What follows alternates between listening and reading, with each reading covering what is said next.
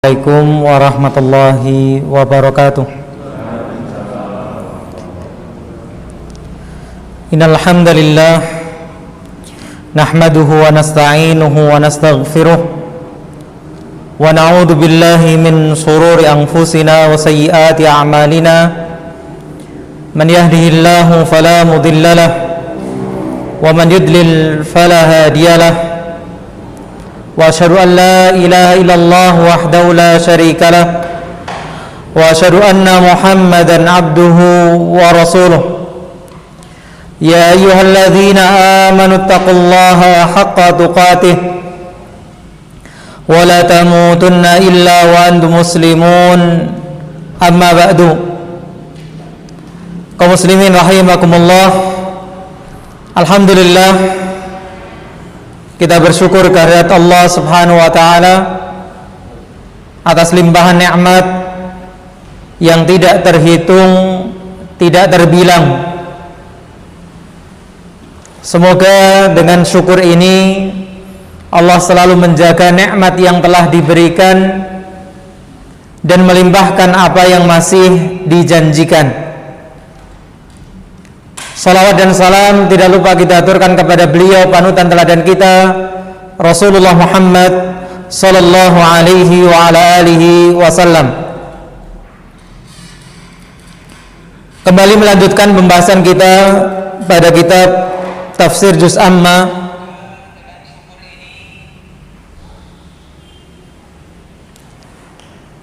karya Al-Ustaz Dr. Firanda Andirja hafizahullah.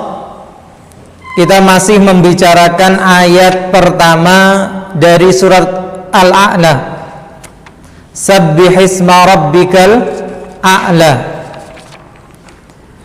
Sebelumnya kita membahas tentang Allah yang Maha Suci. Nah, kita masuk kepada pembahasan kedua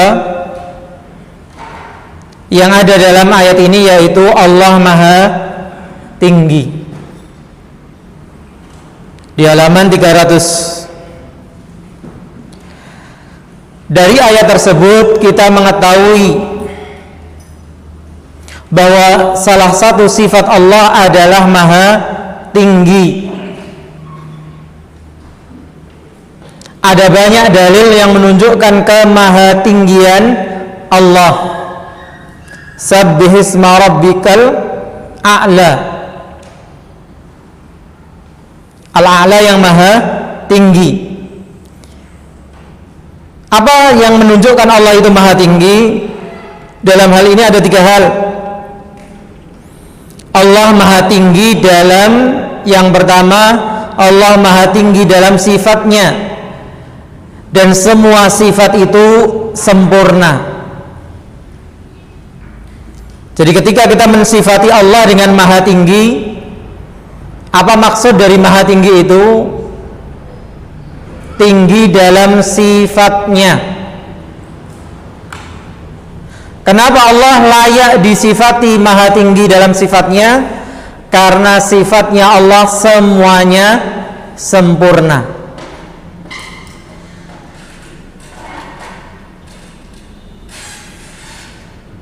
Sifat-sifat Allah tidak ada tapinya.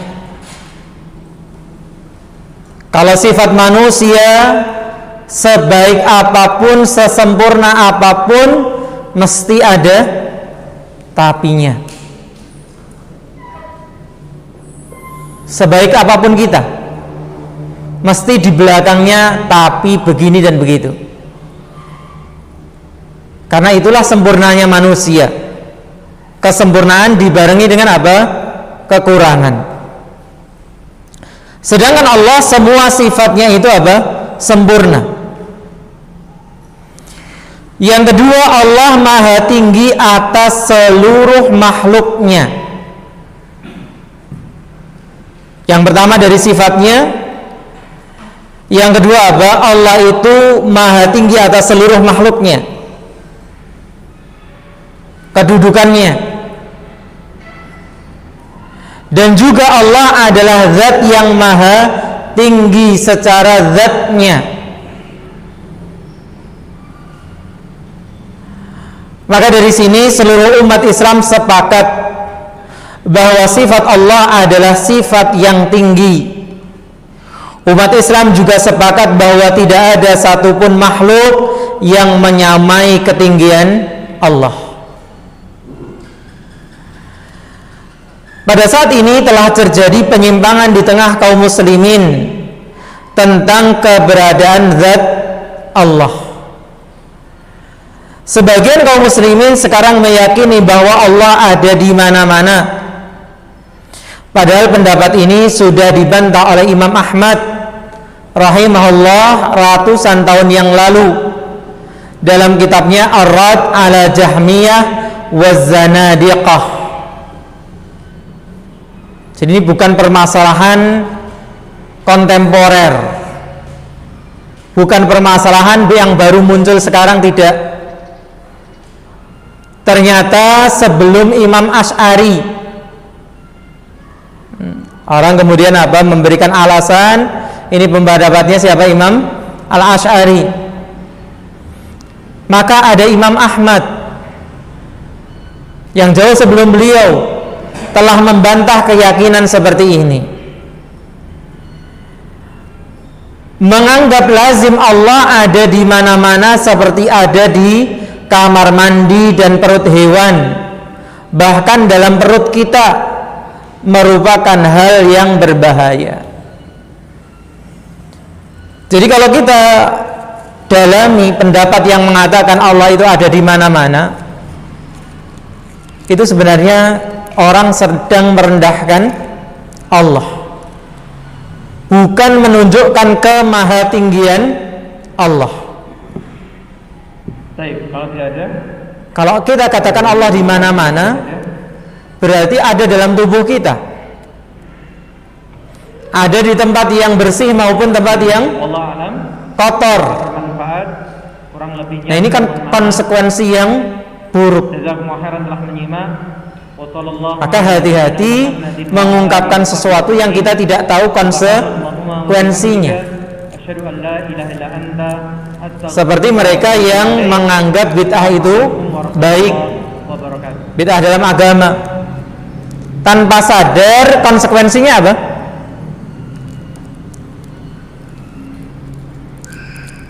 Ini sudah diterangkan oleh gurunya Imam Ahmad. Siapa gurunya Imam Ahmad? Imam Ahmad gurunya siapa? Imam Syafi'i.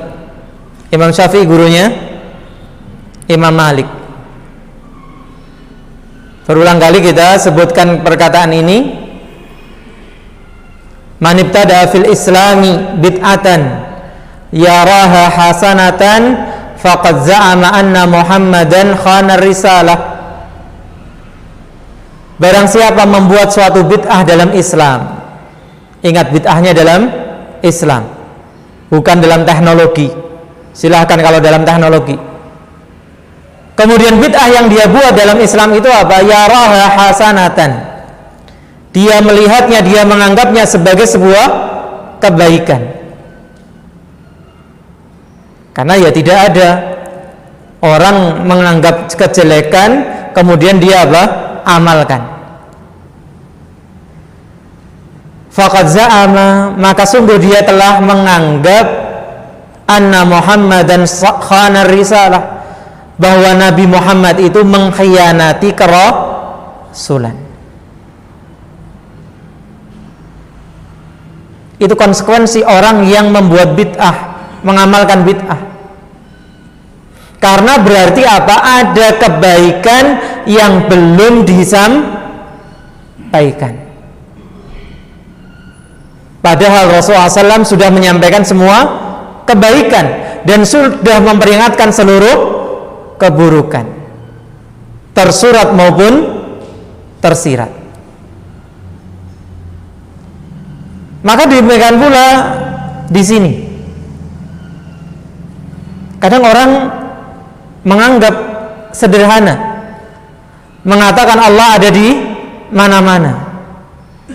Padahal di mana-mana tadi ada tempat yang baik dan ada tempat yang buruk. Ada tempat yang bersih, ada tempat yang kotor. Ada tempat yang suci, ada tempat yang najis. Apakah layak kemudian itu dinisbatkan kepada Allah? Orang berakal akan mengatakan tidak. Ada pula sebagian orang yang mengatakan Allah tidak di atas, tidak pula di bawah. Yaitu pendapatnya apa? Orang-orang filsafat. Ini orang yang suka menuhankan akalnya, akhirnya jadi orang bingung. Karena dikatakan di mana-mana tadi nggak mungkin. Dikatakan di atas menurut dia lah nanti seperti makhluk menempati tempat. Akhirnya apa? Mengatakan tidak di atas, tidak di bawah, tidak di kanan, tidak di kiri, tidak di luar, tidak di dalam. Ini anak SD diajak ngomong gitu gimana?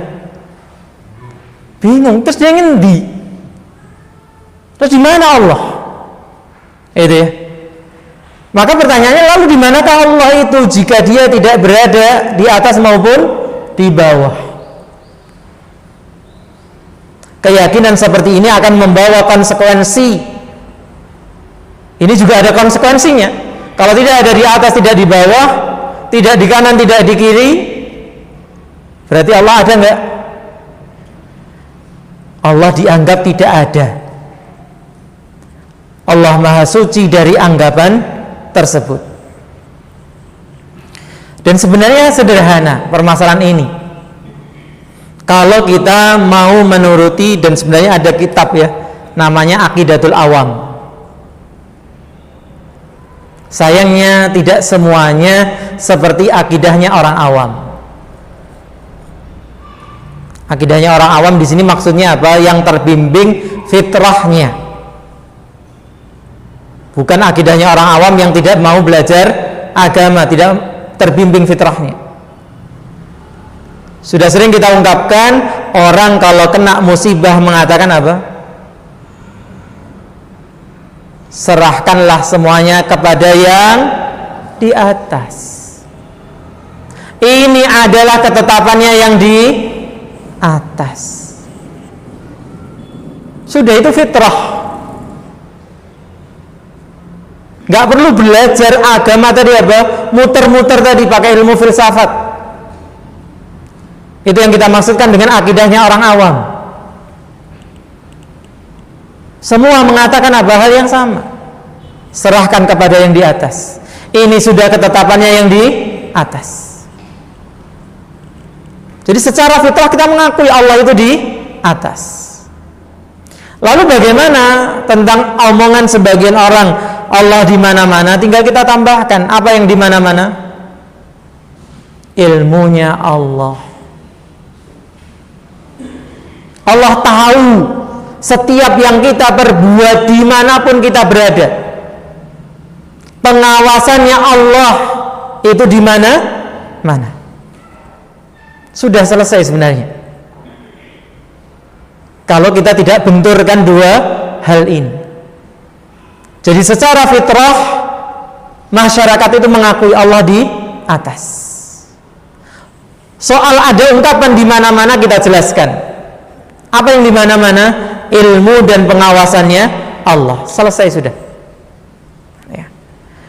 Nah, tapi kemudian perlu diluruskan penjelasan-penjelasan yang kadang tersampaikan di tengah masyarakat. Dalam kitab Risalah ila Ahli Thagr, surat kepada orang-orang di perbatasan, Al-Imam Abdul Hasan Al-Asy'ari rahimahullah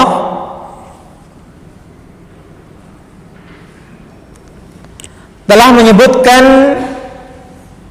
para sahabat telah ijma'.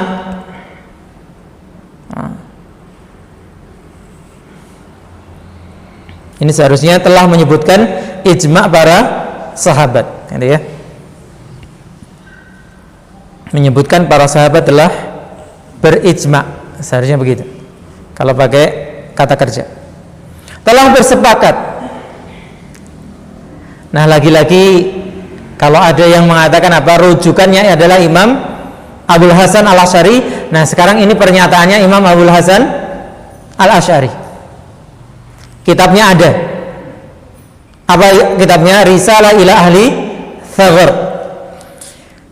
Beliau menukilkan para sahabat telah ijma, sepakat, membuat konsensus bahwa Allah berada di atas arsy. Seperti dalam banyak firman Ar-Rahmanu 'ala arsyis tawa. Hal ini ditunjukkan dalam ayat Al-Qur'an maupun apa? Hadis Nabi SAW. Dan kita berulang juga mengulangi, loh kalau memang ada dasarnya dari apa? Al-Qur'an, ada dasarnya dari hadis, kenapa kita membutuhkan ijma'?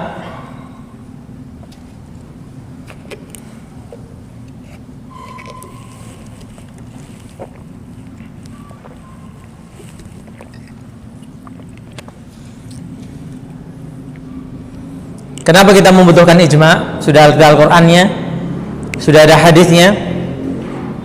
Al-Qur'annya diantaranya tadi Ar-Rahmanu 'ala arsyis tawa, surat Thaha ayat yang ke-5. Kemudian hadis, kisahnya siapa? Jariyah.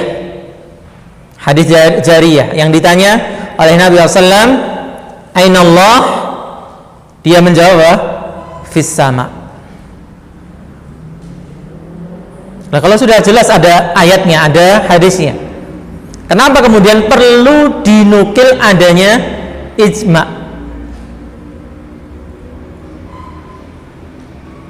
Kenapa? Kita tahu ya, dalil syariat itu ada Al-Quran, hadis, ijma', qiyas. Itu yang disepakati para ulama. Nah, kenapa perlu ada ijma'?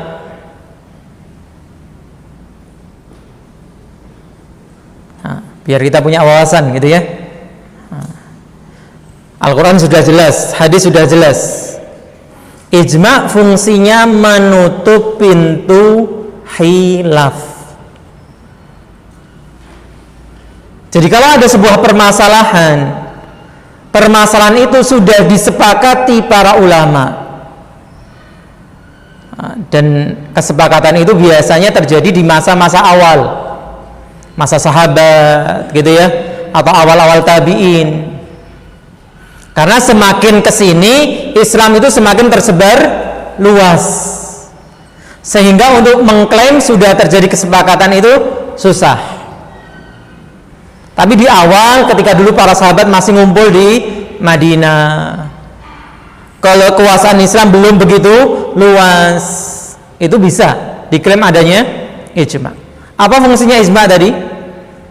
Menutup pintu khilaf. Artinya apa? Kalau suatu masalah itu sudah disepakati di satu zaman di antara zaman yang terdahulu, nggak boleh orang itu kemudian datang mengatakan saya punya pendapat berbeda. Pendapat ini apa? Nggak kangge. Sealim apapun orang itu, kalau pendapatnya berbenturan dengan apa? Ijma'. Tapi kalau permasalahan itu memang belum ijma', ya sampai hari ini pun boleh didiskusikan, orang berbeda pendapat. Contoh kasus yang banyak terjadi masyarakat, masalah qunut subuh. Ya memang itu bukan perkara yang disepakati para ulama dari dulu. Makanya sampai hari ini terjadi perbedaan, ya dimaklumi. Kalau ada yang ngambil satu pendapat, yang lain mengambil pendapat yang lain, apa? Ya sudah dimaklumi. Diskusi jalan. Tapi kalau sudah sampai tataran apa? Pengamalan, ya sudah. Masing-masing dengan semangat apa? Mengamalkan dalil. Bukan apa semangatnya waton suloyo seperti agama Syiah. Jadi bukan dalil yang dia kedepankan, yang penting bagaimana mereka beda dengan ahlu sunnah wal jamaah.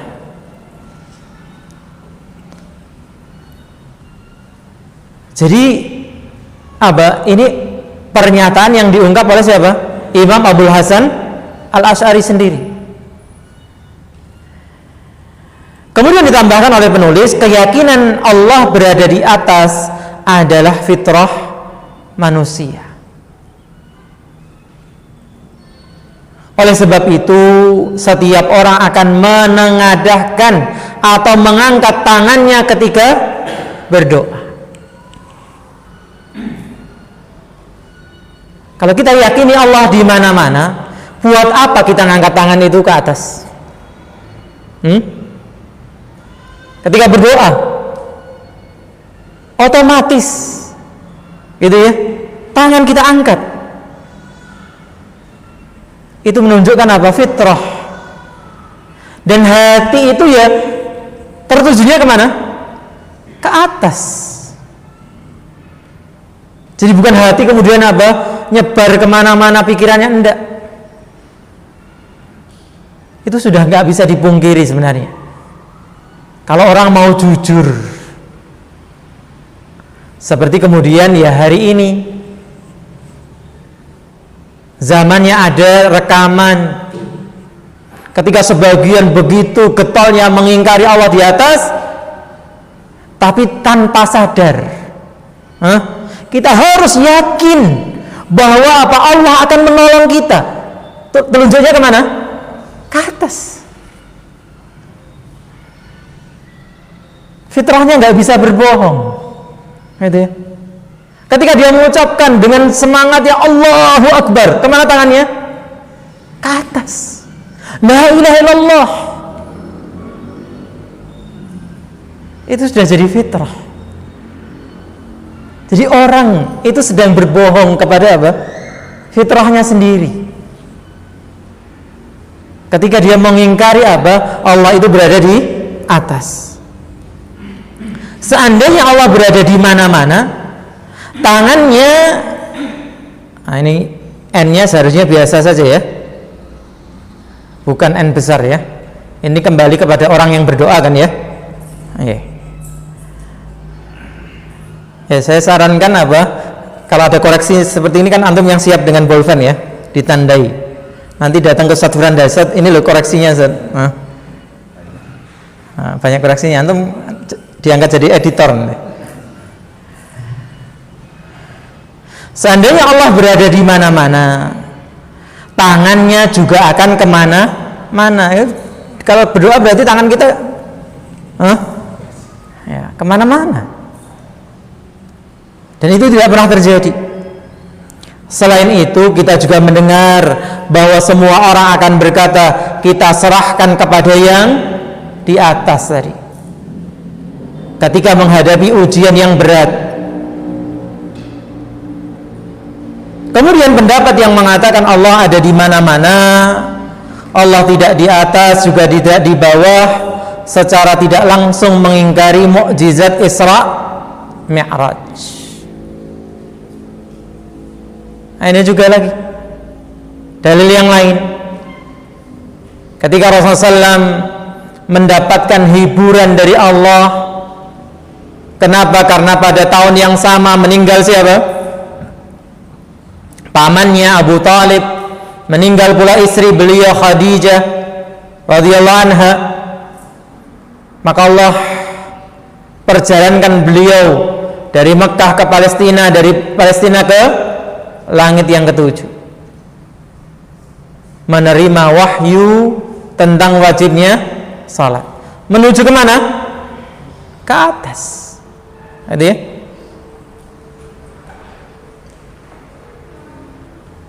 Hal ini karena ketika Nabi SAW menjalani peristiwa Isra Mi'raj, beliau dibawa ke atas langit ketujuh untuk bertemu Allah Rabbul Alamin. Tapi tentunya Allah tidak menempati itu yang kemudian disalahfahami. Kita tidak pernah berkeyakinan Allah menempati arsy. Karena makna Allah di atas ya di atas. Gak butuh kepada arsy. Berbeda dengan kita, kalau kita duduk, kita butuh kepada kursi ini. Kalau nggak ada kursi akan jatuh? Tidak. Kenapa? Karena Allah Maha Besar, semua itu kecil bagi Allah. Bagaimana kalau langit yang 7 itu hanya apa? Dilipat dengan tangan kanannya. Subhanallah. Maha besar Allah. Tidak terbayangkan. Allah butuh kepada apa? Langit. Allah butuh kepada arsy. Sebagian ulama Syafi'iyah memberi perhatian khusus tentang masalah ini. Salah satunya adalah Al-Imam Az-Zahabi dalam kitabnya yang berjudul Al-Ulu lil Aliyil Ghaffar, ketinggian bagi Allah yang maha tinggi dan maha ampun, yang sekarang dicetak dalam 2 jilid. Dalam buku tersebut disebutkan seluruh perkataan ulama salaf dari zaman dahulu sampai masa beliau tentang keberadaan Allah. Imam Az-Zahabi kalau nggak salah itu hidup di abad ke-6. Jadi ulama-ulama sebelum beliau disebutkan di kitab itu.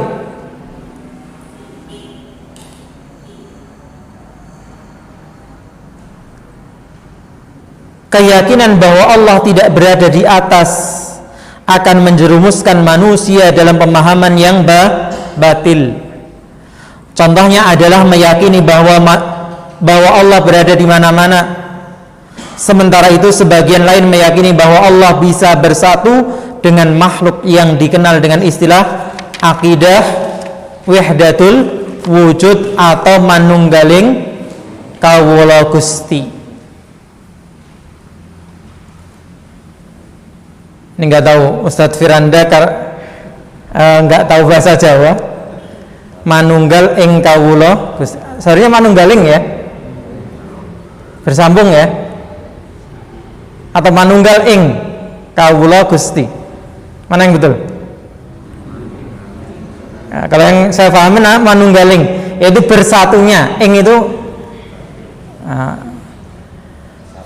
ya bersatunya antara hamba dengan Gusti. Gusti itu maksudnya apa? Dimaksudnya Allah. Ini juga ketika diyakini Allah itu tidak di atas, sampai-sampai ada yang berkeyakinan apa? Ya kita semua ini representasi dari Allah. Dan itu sempat dulu zaman selepas SMA tahun 2000-an, ketika lagi booming-boomingnya videonya siapa? Harun Yahya. Masih ingat? Sudah lahir belum? Masih belum lahir belum? Belum ya. Yang di sini ya udah ya. Kan lagi boomingnya. Nah, ternyata sebagian nggak cermat. Ada satu video yang menyebutkan tentang ini. Dan alhamdulillah kemarin kan terbongkar, ternyata memang sekte sesat. Harun Yahya itu dia sekte yang nggak karuan ternyata. Mereka kenapa? Salah satunya karena mengingkari Allah itu di atas. Akhirnya berkeyakinan Allah di mana-mana. Akhirnya lebih parah lagi apa?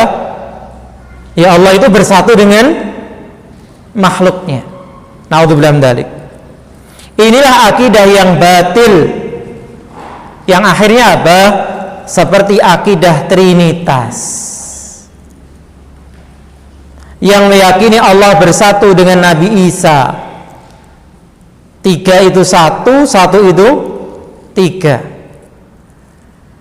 Pendapat-pendapat seperti ini merupakan kekufuran, dan ternyata timbangan hukumnya tidak ringan. Apa? Kufur. Allah musta'an. Padahal banyak dalil yang menunjukkan bahwa Allah berada di atas arsy.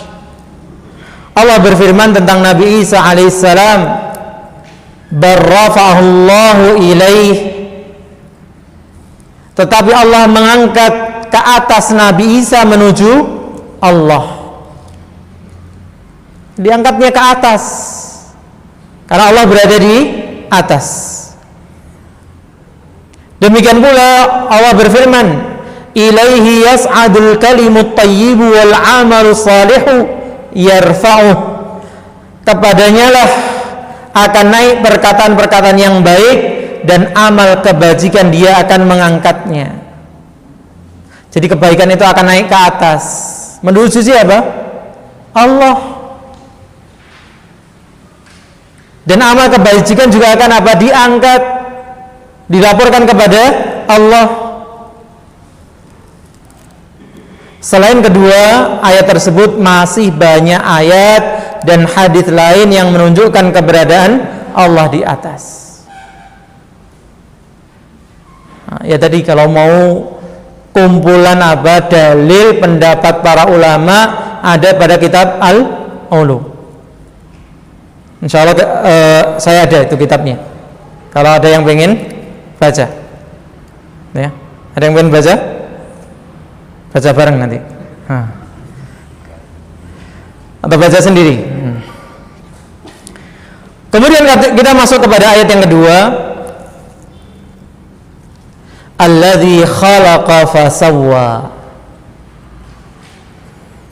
Kemudian Allah mensifati dirinya yang menciptakan dan menyempurnakan penciptaannya. Jadi tidak salah kalau kita mengatakan manusia itu ada yang sempurna, tapi sempurnanya manusia kesempurnaan apa? Kesempurnaan makhluk. Gitu ya. Seperti yang pernah kita ulas, kalau Allah itu mengatakan tentang dirinya di ayat Kursi, la ta'khudhuhu sinatun wala naum. Itu sempurna bagi siapa? Allah. Tapi kalau ada manusia punya sifat nggak bisa ngantuk, nggak bisa tidur, sempurna tidak? Enggak. Nyatanya golek ke obat, kan itu ya. Kalau ada di antara kita nggak bisa ngantuk, nggak bisa tidur, gimana?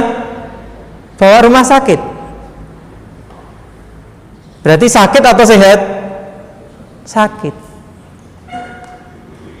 Itu loh bukti bahwa sempurnanya Al-Khaliq tidak sama dengan sempurnanya makhluk.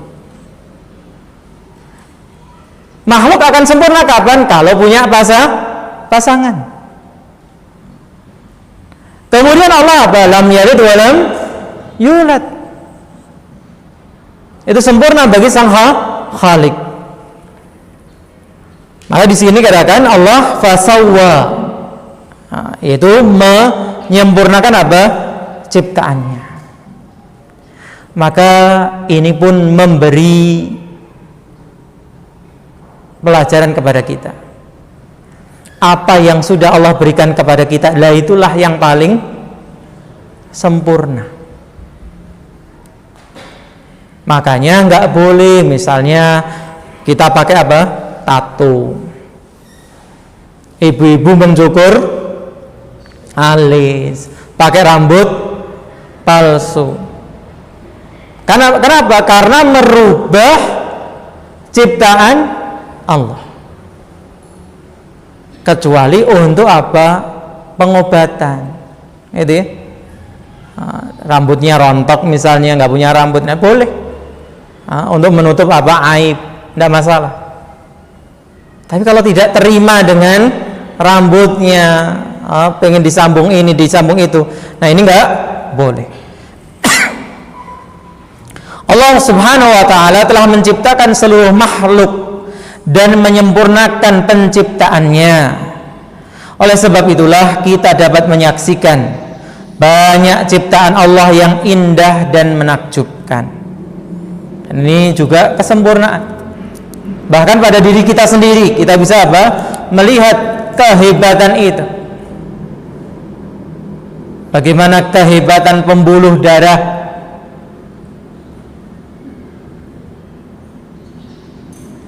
yang begitu kecilnya yang kalau kita mau merenungkan itu apa? Kita bandingkan ketika kita membersihkan selokan, membersihkan saluran-saluran yang ada di rumah. Apalagi kalau jenengan apa ngontrak rumah atau beli rumah, kemudian apa salurannya mampet. Apa yang akan jenengan katakan? Iki jane piye mbiyen sing bangun? Gawe saluran kok cilik kaya ngene iki. Padahal mungkin sudah berapa? Sekitar 1 dim gitu ya. Nah, itu dibilang kecil. Kenapa? Karena akhirnya mampet. Nah, ini saluran pembuluh darah ini berapa dim? Bisa ngangkut oksigen, bisa ngangkut makanan, dan bisa memilah-milah. Subhanallah. Ada yang bisa melawan penyakitnya, sel darah putihnya dan seterusnya. Teknologi apa ini? 4G, 5G, 1000G, baru 5G aja sudah kelihatannya katanya nanti sudah ngebut gitu ya. Jika kita memperhatikan penciptaan manusia saja, kita akan menjumpai bentuk dan susunan yang luar biasa. Tubuh kita tersusun dari banyak sekali apa? Komponen, organ. Begitu pula dengan makhluk-makhluk yang lain. Allah menciptakan dan menyempurnakan sesuai dengan kondisinya masing-masing. Dan semua diciptakan sesuai dengan apa? Fungsi yang ditugaskan kepadanya. Al-Imam Ibnu Katsir rahimahullah berkata, Allah telah menyempurnakan seluruh makhluk dalam bentuk yang terindah. Jadi subhanallah, kita terima apa yang Allah tetapkan untuk diri kita, itulah yang paling sempurna, itulah yang paling indah. Allah Subhanahu wa taala berfirman, "Alladzi khalaqaka fasawwaka fa'adalak." Di surat Al-Infitar yang sudah kita bahas sebelumnya, yang telah menciptakanmu lalu menyempurnakan kejadianmu dan menjadikan penciptaanmu seimbang. Kemudian Allah mengatakan di ayat yang ketiga, "Walladzi qaddara fahada." Dan yang telah menentukan kadar masing-masing, menetapkan ketetapan masing-masing dan memberi petunjuk. Fahada yaitu memberi petunjuk. Dalam hal ini petunjuk yang dimaksud adalah hidayah kauniyah. Kita kemarin hari Ahad baru belajar ada perintah kauniyah, ada perintah syar'iyah. Perintah kauniyah itu berkaitan dengan keadaan alam semesta, kejadian alam semesta. Ketetapan laki, perempuan, ketetapan matahari berjalan dari timur ke barat dan seterusnya.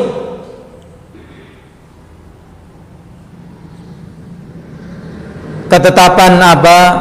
Kuda itu bisa jadi jinak ketika diternakkan. Demikian pula sapi, kerbau. Tapi ada juga mungkin apa? Yang liar. Demikian pula harimau ditetapkan menjadi apa? Hewan karnivora, kambing dan sebagainya ditetapkan sebagai hewan herbivora, dan manusia omnivora gitu ya. Oh, bukan tikus ya.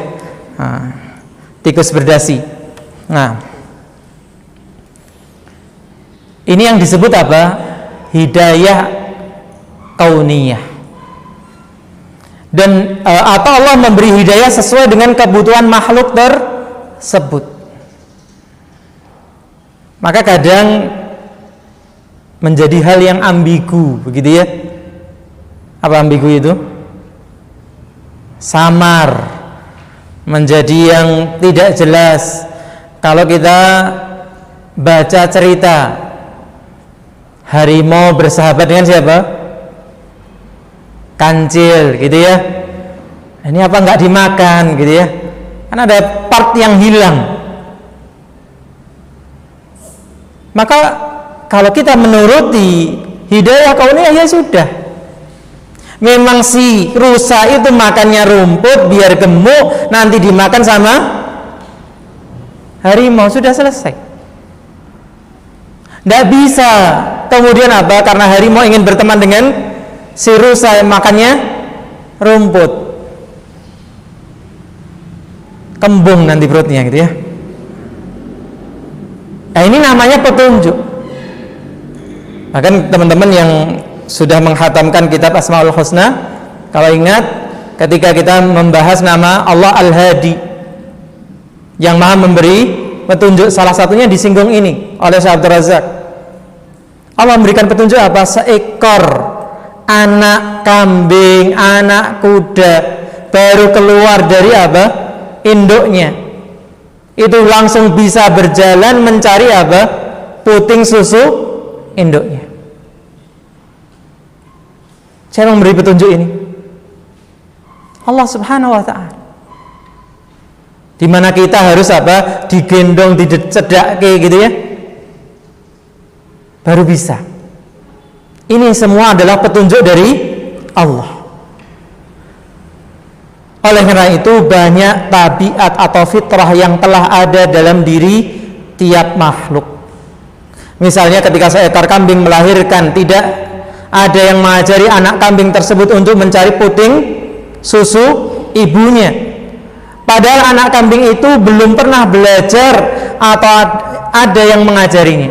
Masya Allah. Nggak dikursus dulu, orang baru lahir, nggak diarahkan, dia langsung mencari ibunya. Apalagi dalam yang dulu kita waktu kecil nontonnya apa? Flora, fauna.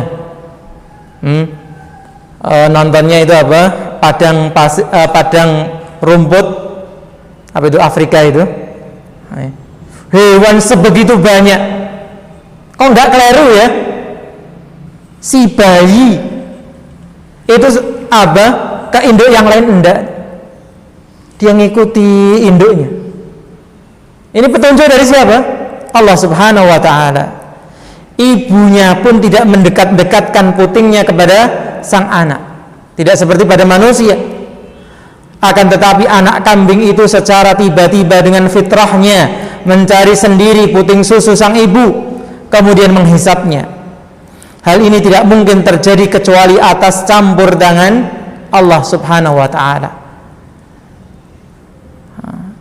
Ini yang juga pernah kita singgung, gitu ya. Hewan-hewan yang hidup di hutan, mereka yang makan herbivora tadi, yang makan rumput, ternyata kan kalau nuruti ilmu apa itu, survival, ada rumput yang bisa dimakan, ada yang tidak, yang beracun dan sebagainya. Terus hewan-hewan itu sekolah survivalnya di mana? Ikut di Kopassus? Subhanallah. Itulah namanya petunjuk Allah yang Allah berikan. Apalagi kita yang diberi akal, kok tidak menyadari adanya petunjuk yang Allah berikan. Ada banyak perkataan para salaf tentang hidayah kauniyah ini. Allah memberi hidayah atau petunjuk, yaitu insting kepada para hewan untuk mencari tempat menggembala. Demikian dulu yang kita lihat, gitu ya. Datang musim kering, datang kebakaran, mereka berhijrah mencari apa? Tempat yang masih ada air. Siapa yang ngasih petunjuk? GPS-nya dari mana? Burung-burung, begitu ya, hijrah dari apa? Tempat dingin ke tempat yang lebih hangat. Paus dan yang lainnya bisa menempuh apa? Ribuan kilometer. Dari mana semua ini? Ini adalah petunjuk Allah. Allah memberi petunjuk sebagaimana seekor jantan mendatangi betina. Tidak ada pernah pelajaran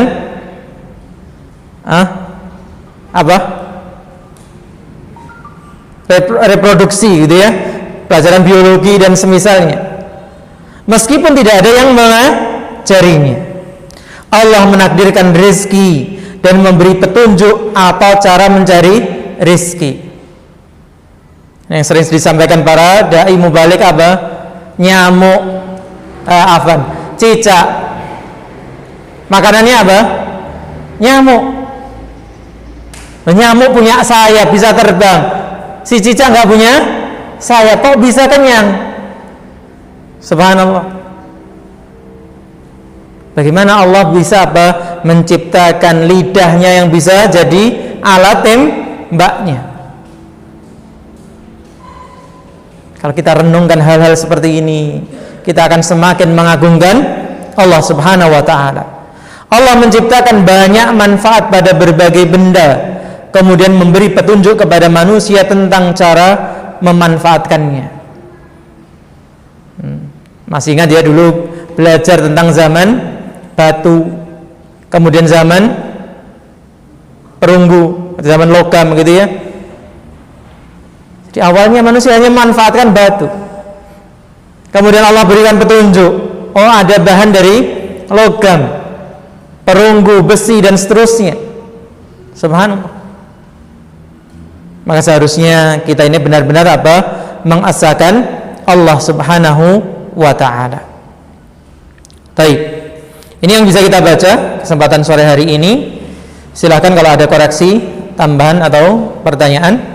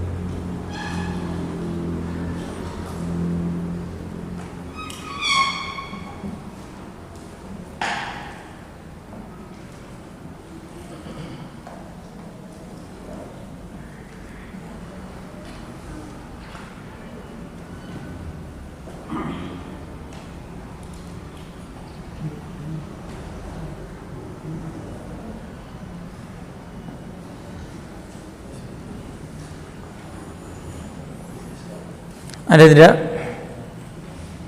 Ibu-ibu?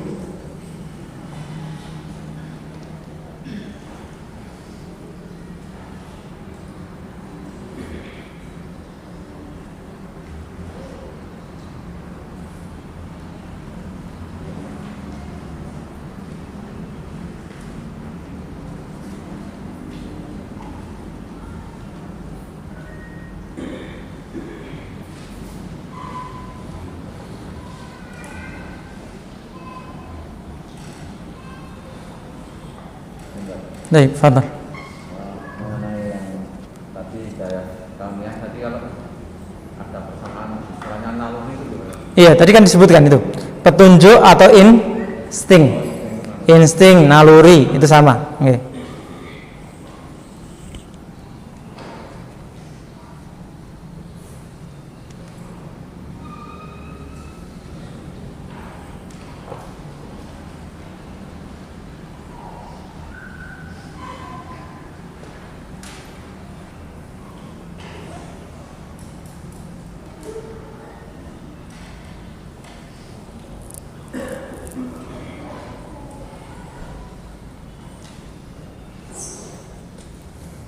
Ya, kalau tidak ada kita cukupkan.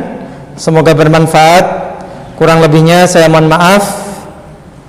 Jazakumullah khairan telah menyimak. Wa sallallahu ala nabiyyina Muhammadin wa ala alihi wa sahbihi ajma'in. Subhanakallahumma wa bihamdika asyhadu an la ilaha illa anta astaghfiruka wa atubu ilaik. Assalamualaikum warahmatullahi wabarakatuh.